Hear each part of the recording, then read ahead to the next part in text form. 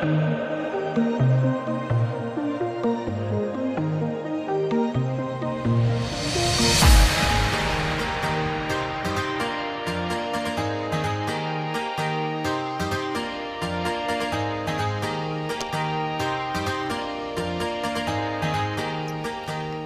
Sobat Rupiah, kembali lagi di podcast Pustakawan yang tentu aja di channel YouTube Bank Indonesia KPW Bali. Sebelum itu, perkenalkan nama aku Tasya Darpen dan hari ini aku lagi ada di Perpustakaan Bank Indonesia Bali.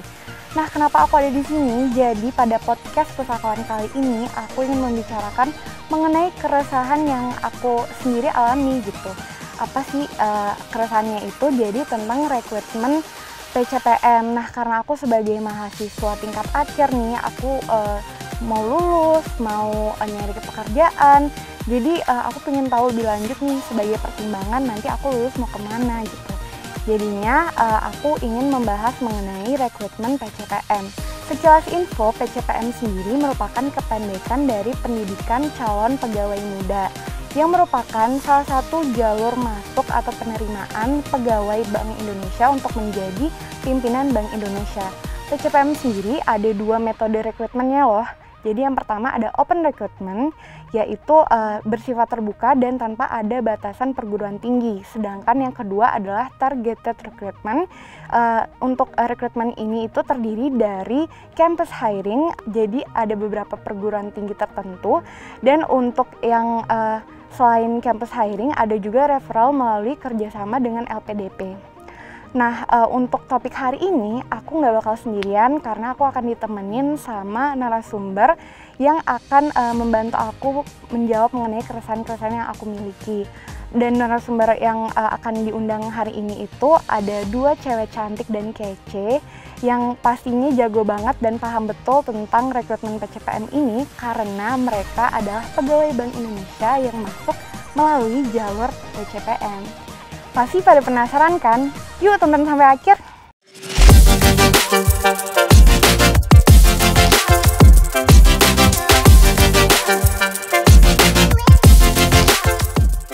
Nah, sekarang aku udah bareng kakak-kakak yang sebelumnya aku sebutin sebagai narasumber hari ini. Nah, untuk lebih lanjutnya, gimana kalau kita perkenalan dulu sama kakak-kakaknya? Bisa disebutin nama, umur, status juga boleh ya bagi yang penasaran gitu. Asal, pengalaman kerja sebelum di BI atau mungkin pendidikan sebelumnya juga apa aja. Silakan Kak. Hai Sobat Rupiah, perkenalkan nama aku Niputu Cynthia Surya Dewi, biasa dipanggil Cynthia, umurnya 23 tahun. Ini harus banget ya statusnya ya? Ada yang penasaran di Oke, status masih mencari. Terus untuk background pendidikan, sebelumnya aku jurusan ilmu ekonomi S1 di Fakultas Ekonomi dan Bisnis Universitas Indonesia. Dan sebelum di Bank Indonesia, pernah juga bekerja di salah satu e-commerce di Indonesia, yaitu Bukalapak. Tadi asalnya belum disebutkan. Oh iya, asal aku asli orang Bali. Lahir sampai SMA juga di Denpasar, Bali. Siap, oke deh. Untuk kadang kita sini jangan lupa ya Kak urutannya. Nanti kalau ada yang lupa kamu ingetin gitu ya. Siap. Halo, itu kan halo Sobru, namaku Novita, aku asli Surabaya, umurku 23 tahun. Aku S1 dulu ini, oh ya nanti ya, aku S1 dulu di Keio University, ambil ekonomi juga. Statusnya adalah jodoh di tangan Tuhan. Udah kan? Ya, oke siap. Sebelumnya pengalaman kerja di BI? Aku karena fresh grad, jadi masuk BI nggak ada kayak Cynthia gitu pernah kerja di mana. Tapi aku dulu pernah sempet magang di Bank Indonesia Jepang Tokyo. Oh, oke. Adalah ya pengalaman kerjanya. Iya ada. Oke, selanjutnya nih aku mau nanya terkait motivasi kakak-kakak kenapa mau ikut seleksi PCPM nih? Kalau aku sih karena pas timingnya, pas aku lulus ada bukaan PCPM di September. Terus karena aku juga lagi selesai magang di BI Tokyo, jadi juga dijelasin apa tentang PCPM itu gimana, dan karena align juga sama jurusan ekonomiku, ya coba aja. Sampai sekarang ketemu juga sama kalian. Ketemu lagi?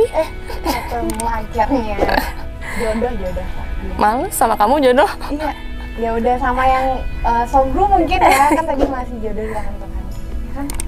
Iya dong. Iya. Oke. Selanjutnya kalau dari Kak Cynthia gimana?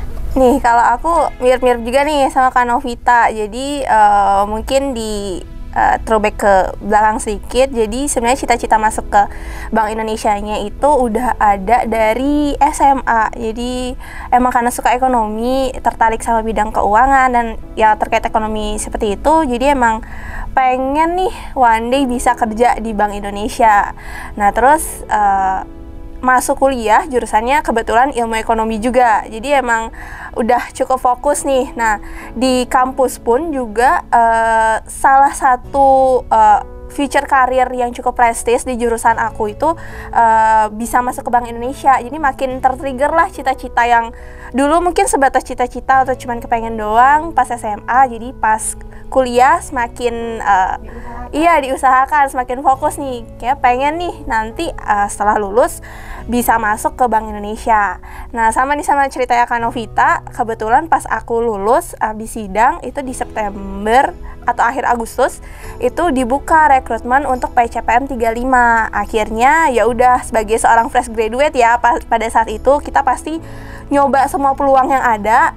Cobalah aku apply salah satunya di Bank Indonesia, seperti itu. Pas banget ya, emang PCPM ini, emang Bank Indonesia ini strateginya bagus. Setelah ada yang lulus, bukalah PCPM, pas banget. Kalau kakak kan berarti tadi dari SMA ya, kayak emang cita-cita, keinginan, terus diusahakan. Sekarang, maksudnya saat kuliah, sekarang kan udah masuk nih. Kalau kakaknya ya karena ya peluang diambil, dicoba, karena juga sebelumnya udah magang ya. Menarik banget sih ceritanya. Oke, selanjutnya sih aku mau nanya lebih ke PCPM-nya, tahap-tahapnya, seleksinya, kesulitan yang kakak-kakak alami atau rasakan selama tahap PCPM tersebut. Apa aja nih?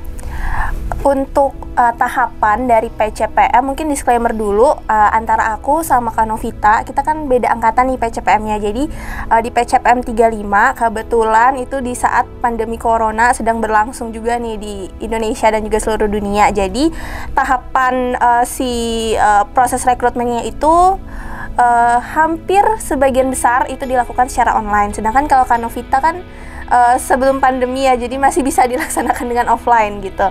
Jadi aku cerita tahapan dari PCPM 35-nya mungkin ya. Jadi yang pertama itu ada seleksi administrasi dulu. Jadi kita dicek dulu berkas-berkasnya yang udah kita submit ke website PCPM, pendaftaran PCPM-nya. Kemudian setelah lolos itu tes pertama kali yang dilakukan itu adalah tes potensi dasar dan juga person fit organization. Jadi kalau misalnya tes potensi dasar itu sama seperti tes TPA gitu. Kalian pasti sering kan, dulu SBMPTN juga ada tes TPA-nya. Nah seperti itu. Kemudian untuk person fit organization, dia soalnya seperti soal psikologi. Jadi bakal dikasih pernyataan atau statement gitu, dan kita ngurutin mana pernyataan yang paling sesuai sama diri kita ke yang paling tidak sesuai, kayak gitu.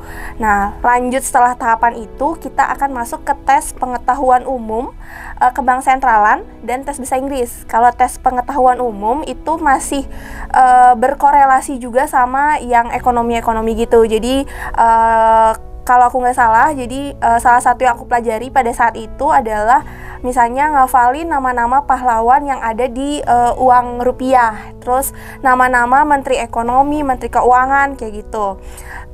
Untuk tes ke bank sentralannya sendiri itu sih paling banyak emang mayoritas materinya bisa kalian akses di websitenya Bank Indonesia, ataupun mungkin yang suka audio visual bisa nonton di YouTube channelnya Bank Indonesia, itu lengkap banget. Dan yang terakhir tes bahasa Inggrisnya sejenis TOEFL gitu sih. Jadi untuk teman-teman yang udah pernah ataupun udah pernah nyoba-nyoba latihan tes TOEFL, itu soalnya akan seperti itu gitu. Setelah itu lanjut kita ke tes psikologi, kemudian berbarengan dengan LGD atau Leaderless Group Discussion, sama yang terakhir itu ada wawancara psikologi juga. Jadi untuk tes psikologi seperti tes psikologi pada umumnya, tapi ini lebih banyak gitu jenisnya, lebih variatif. Terus yang kedua, Leaderless Group Discussion itu seperti FGD. Jadi buat kalian yang udah biasa FGD kan biasanya ada moderatornya ya. Jadi kalau Leaderless Group Discussion itu sifatnya nggak ada moderatornya, jadi semua di group discussionnya itu dibebaskan untuk mengemukakan pendapatnya gitu. Dan yang terakhir itu wawancara psikologi, jadi nanti kita akan face to face satu-satu di wawancara sama ahlinya, psikolog yang udah disiapkan oleh rekruternya. Setelah tahapan itu lolos, kalian akan masuk ke tes psikiatri dan tes kesehatan. Jadi di semua tahapan PCPM 35 itu satu-satunya tahapan yang offline. Jadi di tes psikiatri dan kesehatan itu dibagi jadi 2 hari. Jadi 1 hari psikiatri, 1 harinya tes kesehatan.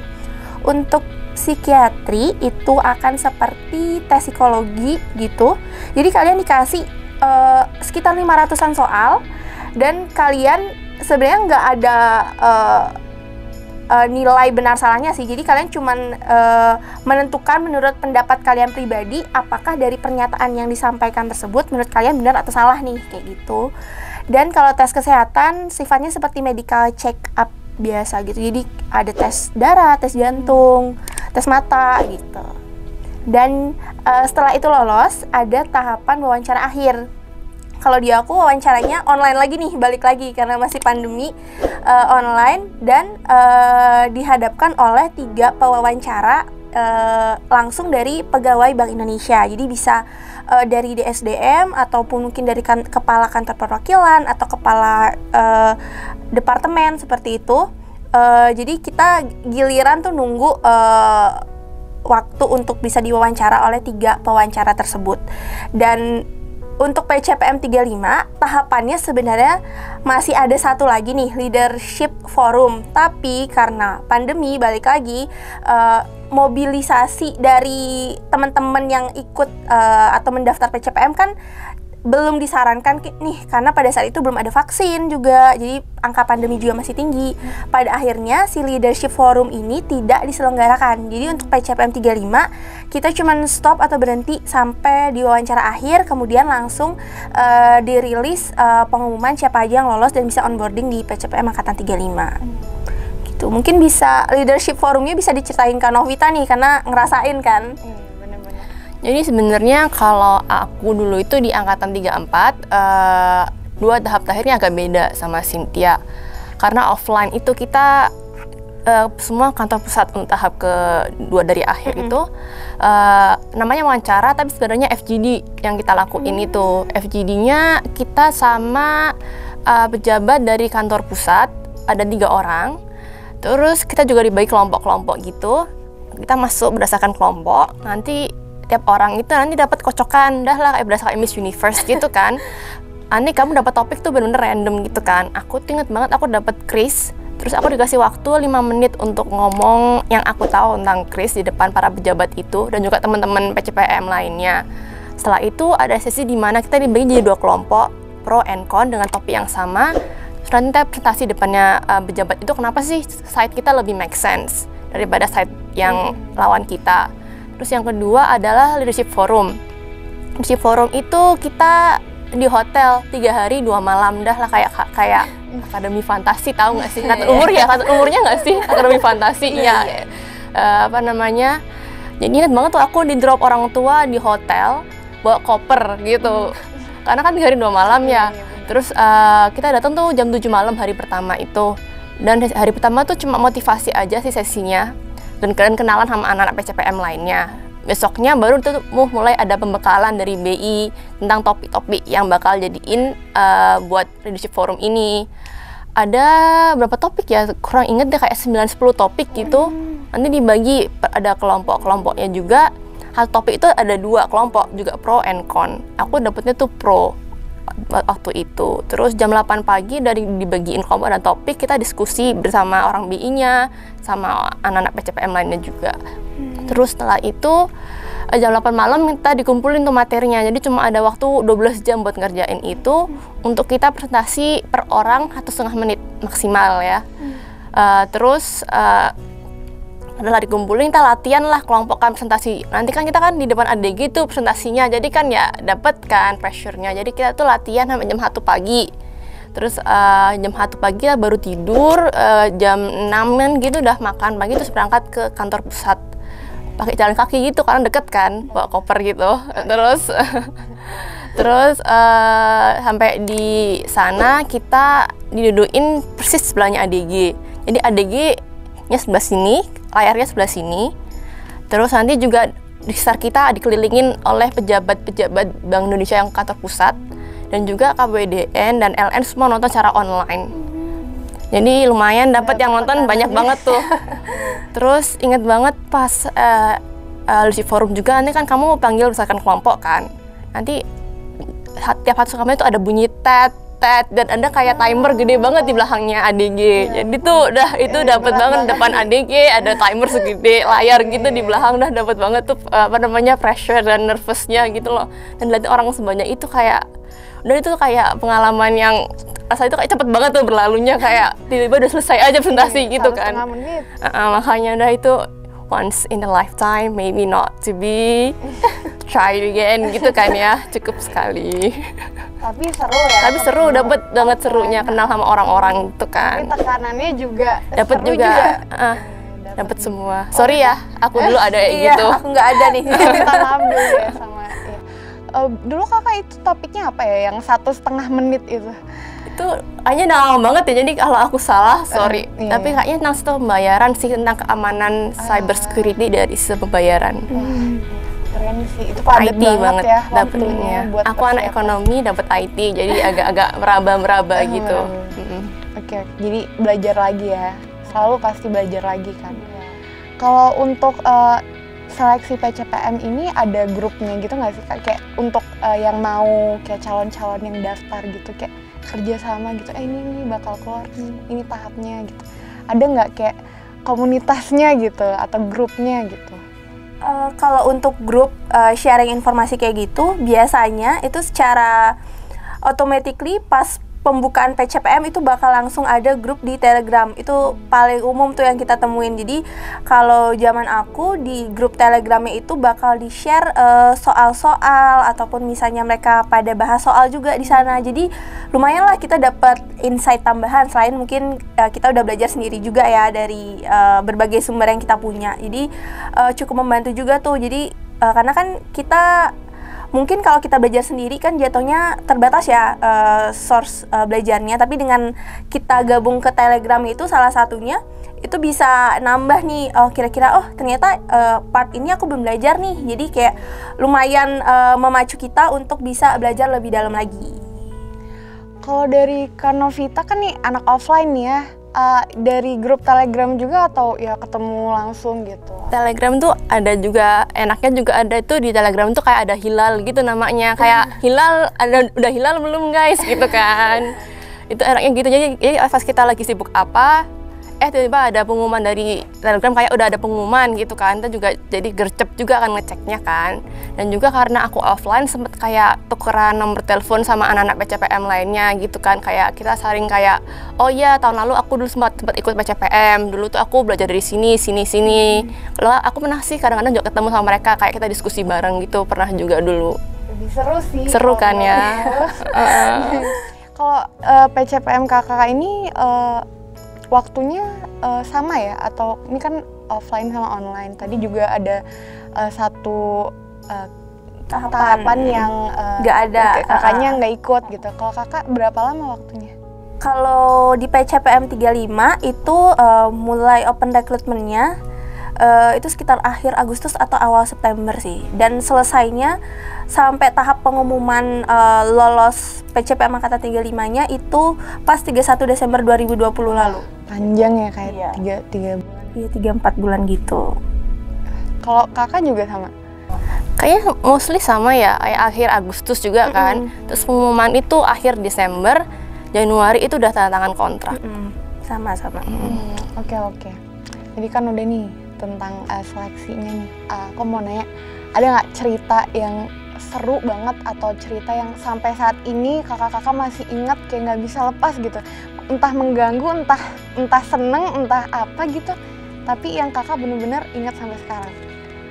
Kalau momen seru yang diingat, kalau aku sendiri mungkin momen yang paling challenging ya serunya nih kalau versi aku itu di momen wawancara akhir. Itu kan tahapan yang menentukan lah paling akhir di PCPM 35. Jadi pada saat itu yang bikin challenging atau bikin keinget sampai sekarang adalah karena pada saat wawancara aku benar-benar di challenge. Jadi setiap kan aku bercerita nih tentang background aku, misalnya ekonominya fokusnya apa nih, konsentrasi nih biasa kita nyebutnya. Jadi kalau aku sendiri pas kuliah dulu lebih banyak fokusnya ke ekonomi mikro. Jadi skripsi aku juga ngomonginnya tentang sumber daya manusia dan ketenaga kerjaan. Jadi mungkin kalau di Bank Indonesia kan approach-nya lebih ke ekonomi makro ya. Jadi mungkin itu di luar interest aku lah. Nah jadi di wawancara akhir itulah di challenge banget nih sama pewawancaranya. Kayak ini kamu kan fokusnya kan lebih ke mikro ya, ntar kalau di Bank Indonesia kayak gimana. Nah jadi challenge di aku adalah gimana aku memarketingkan diriku sendiri agar para pewawancaranya juga bisa open gitu, bahwa kalau ternyata aku juga walaupun emang konsentrasinya mikro nih, tapi mau juga loh belajar tentang ekonomi makro yang mungkin selama ini aku nggak terlalu fokus pas kuliah kayak gitu sih. Jadi challenge-nya teringat sampai sekarang gimana aku berusaha untuk meyakinkan para pewawancaranya. Oh, oke. Jadi kakak pas waktu personal brandingnya, marketing diri sendiri itu, kakak gimana bahasanya, gimana tuh? Kayak mungkin ada anak-anak mikro ya, sobat rupiah, anak-anak mikro yang mau tahu nih tips-tips atau kunci jawabannya. Kalau dulu sih ini sebenarnya balik lagi ke pribadi kalian masing-masing kan, karena personal branding yang namanya juga personal, jadi tergantung kaliannya sendiri. Yang pertama sih aku fokus ke tetap jadi diri sendiri, karena kan kalaupun kita ngada-ngada kayak sok-sokan bisa makroekonomi juga bakal kelihatan kan sama pewawancaranya. Jadi berusaha jujur aja sih kalian tuh seperti apa. Nah terus yang kedua, tonjolin juga kalau misalnya kalian tuh emang anaknya tuh mau belajar, jadi nggak yang close minded gitu loh. Maksudnya kayak baru microeconomy, ya udah aku maunya yang tenaga kerja aja nih, nggak mau belajar yang makro moneter gitu. Jadi harus terbuka juga, karena ya namanya juga perkembangan zaman, kita pasti selalu punya sesuatu yang baru, sesuatu yang dinamis. Jadi emang rasa ingin tahu dan belajar itu sih yang aku tekankan ketika aku memarketingkan diriku sendiri itu ya. Oke, bener banget sih, aku setuju sih, sangat dibutuhkan ya kayak jujur gitu. Oke. Kalau misalnya dari Kak Novita sendiri nih, apa nih cerita serunya? Cerita seru pastinya pas lagi LDC Forum ya, tahap terakhir di mana udah anaknya tuh dikit banget. Jadi kayak udah dapet kayak aduh, aku literally satu langkah lagi sebelum masuk BI gitu kan, dapet ya kayak desperationnya gitu nggak sih, desperate banget gitu loh. Habis itu jadi masuk LDC Forum itu kayak juga ada senengnya sih, kayak ketemu teman-teman yang dulu sempat tes bareng, ketemu lagi, kayak bisa kayak say hi, kayak kamu lolos gitu kan, ada euforia dikit gitu kan ya, ketemu teman-teman lagi. Terus juga yang aku agak mengenal banget dulu itu kan karena aku dapat IT kan ya topiknya, dan aku anak ekonomi gitu ya. Pertama kali dapat topik itu agak kayak mikir banget, aduh gimana ya aku ini presentasi malah 1,5 menit lagi gitu kan ya, kayak bakal ngomong apa gitu kan.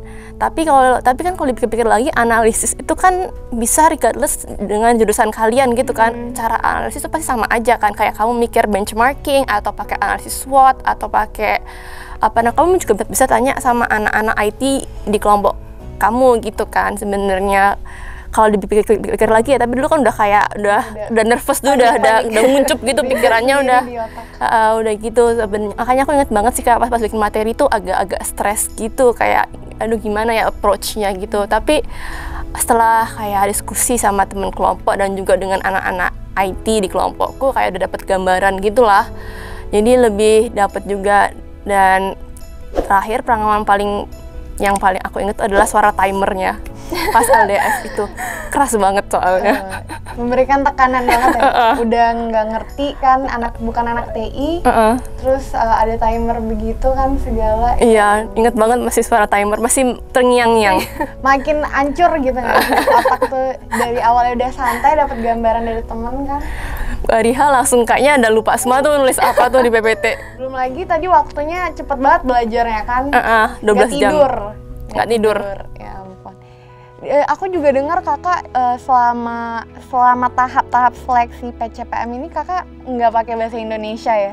Bener. Kakak pakai bahasa Inggris. Jadi aku tuh kan abis dari kayak luar kayak nggak pernah pakai bahasa Indonesia, jadi agak kagok ya sebenarnya, karena kagok aja sih. Dan kayak lihat anak-anak lain tuh kayak artikulasinya bagus banget kan, bahasa Indonesia tuh kayak udah kayak presenter di TV gitu kan. Aku kayak insecure gitu. Kayaknya aku lebih pede kalau pakai bahasa Inggris deh, karena aku lebih keluar ngomong apa lebih dapet juga. Akhirnya aku tuh selama full proses PCPM tuh nggak pernah pakai bahasa Indonesia sama sekali. Ya, dan sebenarnya pas aku tanya ke panitia juga nggak ada sih constraint bahasa dalam PCPM tuh. Kalau emang kamu lebih pede pakai bahasa Inggris ya pakai aja gitu. Jadi kayak udahlah senyamanmu aja selama tes PCPM ini yang buat kamu lebih pede dan lebih nyaman. Justru menurutku keren banget nggak sih Kak pakai bahasa Inggris selama 3-4 bulan. Tapi emang anak luar negeri ya, anak luar negeri gitu. Keren sih Kak, keren. Selanjutnya sih aku mau nanya tentang tadi kan udah nih tahapnya udah tahu dari kakak-kakak, cerita serunya, kesulitannya, solusinya juga. Sekarang aku mau nanya nih, ada nggak sih tips and trick yang bisa dipersiapkan untuk aku atau mungkin Sobat Rupiah yang lagi nonton atau lagi dengerin untuk ikut seleksi PCPM ini? Ada nggak? Siapa dulu nih? Kak Novita atau aku nih? Ayo Om Pila dulu kali. Aku dulu yang lebih tua, senior. Siap. Paling penting tips dari aku tuh pertama doa orang tua. Itu paling makbul dan mukjizat dari Tuhan tuh doa orang tua. Pokoknya sebelum berangkat tes, kalau aku berangkat tes ya, kalau kamu berangkat Zoom. Berangkat tes dulu tuh pasti minta doa orang bapak ibu, pokoknya minta dilancarkan. Itu penting banget yang pertama. Yang kedua itu kan ini, jadi kan dalam setiap tahap itu ada waktu rentang 2 minggu kayaknya ya Sin ya? Iya kan 2 mingguan. Nah, kalian jangan belajarnya tuh pas kayak dapat pengumuman baru belajar. Menurutku tuh kalian belajar tuh pas, jadi kalian tuh kayak optimis aja gitu bakal lulus gitu loh. Kalian belajar aja dulu sebelum regardless kamu lulus apa enggak, udah siap jadi gitu loh pas hari H datang. Dan aku tuh belajar itu secara online, juga ada materi dari BI. Cari aja di Google kayak kebijakan moneter atau operasi pasar terbuka. Seperti itu banyak kok di Google dari BI langsung juga materinya. Dan juga aku tuh dulu direkomendasi sama pegawai dari Bank Indonesia juga, ada buku nih. Bukunya Pak Peri, Kebijakan Bank Sentral. Dulu tuh aku sempat baca skimming tentang apa sih BI itu ngapain aja, apa kebijakan inflasinya seperti apa yang diterapkan di BI. Menurutku dapat banget sih kalau kalian mau baca kayak sekilas aja kayak tentang BI itu ngapain, undang-undangnya seperti apa tentang BI, bisa banget kalian baca buku ini. Terus yang terakhir adalah di BI selama tes PCPM itu ada hotline untuk anak-anak PCPM kalau mau tanya-tanya tentang apa, kayak kalian bingung tentang ini tahapan ini kalian pakai baju apa, atau tahapan ini tuh gimana sih prosesnya, kalian tuh bisa langsung kayak hubungi ke hotline-nya Bank Indonesia untuk PCPM. Bantu banget kok. Aku dulu tuh sering telepon mereka terkait masalah pakaian, pakaiannya harus seperti apa atau enggak, pengumumannya kira-kira hari apa gitu. Bisa kalian tanya-tanya gitu. Daripada nanya temen sama nggak tahu juga kan, iya, mendingan langsung tanya BI, lebih jelas juga, ya kan? Ada lagi Kak? Aku nambahin sedikit kali ya dari Kak Novita. Untuk berdoa itu udah pasti. Terus persiapan, kalau Kak Novita kan mungkin dari buku ya. Kalau dari aku sendiri mungkin saranin buat anak-anak yang mungkin males bawa buku kemana-mana, itu bisa langsung aja akses di websitenya Bank Indonesia ataupun YouTube channelnya Bank Indonesia. Karena di websitenya itu sendiri, kalau dulu aku itu jadi karena emang ada waktu ya, jadi aku ngerangkum gitu apa aja yang ada di websitenya. Jadi sekalian belajar dan menambah informasi juga, jadi aku ngerangkum terus biar inget kan, karena kalau nulis sendiri kan lebih inget biasanya. Jadi aku ngerangkumin dari website, dan itu udah full package banget sih. Jadi di sana emang lengkap banget materi-materinya, dari mulai sejarahnya, gimana Bank Indonesia terbentuk, sampai kebijakan-kebijakan terbarunya.